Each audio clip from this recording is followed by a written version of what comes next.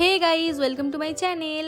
এখন বাজে ঘড়িতে রাত্রির 12টা, আর রাত 12টার সময় ফাঁকা হবে ভেবে আমি আর বাবা বেরিয়ে পড়েছিলাম সাথে সুবীরকে নিয়ে কল্যাণী ITI মোড়ের লুমিনাস ক্লাবের প্যান্ডেল দেখার জন্য। বাট আমরা যেটা ভেবেছিলাম যে এখন গেলে হয়তো ফাঁকা পাবো, আজকে তৃতীয়া, এমন কোনো ভিড় হবে না, বাট আমাদের সেই ধারণাটা পুরোটাই ভুল ছিল।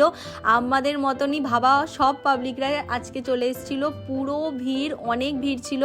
রাত্রির 12টা বাজে, তাও তোমরা দেখতেই পাচ্ছ কতটা ভিড় এখনো পর্যন্ত।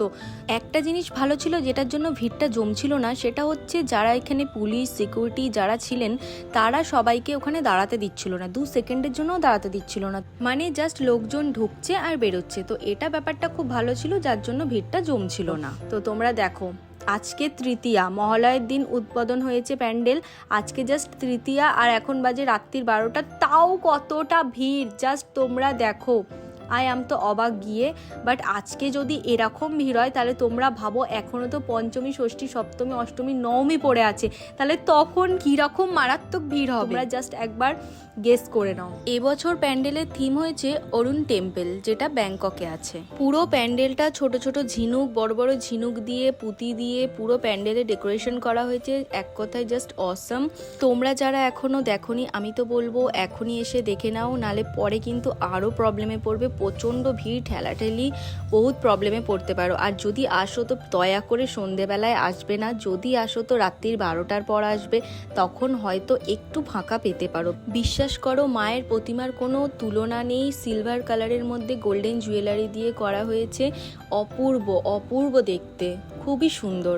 প্যান্ডেলের ভেতর থেকে বেরিয়ে বাইরে দেখলাম বেশ সুন্দর একটা মেলা বসেছে। তো আমরা মেলাটা ঘুরছিলাম, যেহেতু বাড়ি থেকে ডিনার করেই এসেছি রাত্রির 12টার সময়, তাই সেরকম কিছু একটা খেতে ইচ্ছা করছিল না। বাট খুব গরম ছিল যেহেতু, তার জন্য ভাবলাম চলো ঠান্ডা কিছু খাওয়া যাক। তার জন্য আমরা 3 আইসক্রিম নিয়েছিলাম।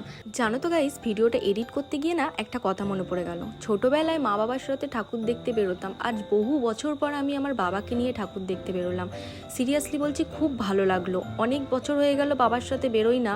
কালকে বাবার সাথে বেরিয়ে একটা অন্যরকম ফিল করেছি। যতই বন্ধু বান্ধবদের সাথে ঘুরি না কেন, একটা দিন তো এবার থেকে আমি আমার ফ্যামিলিকে দেবো।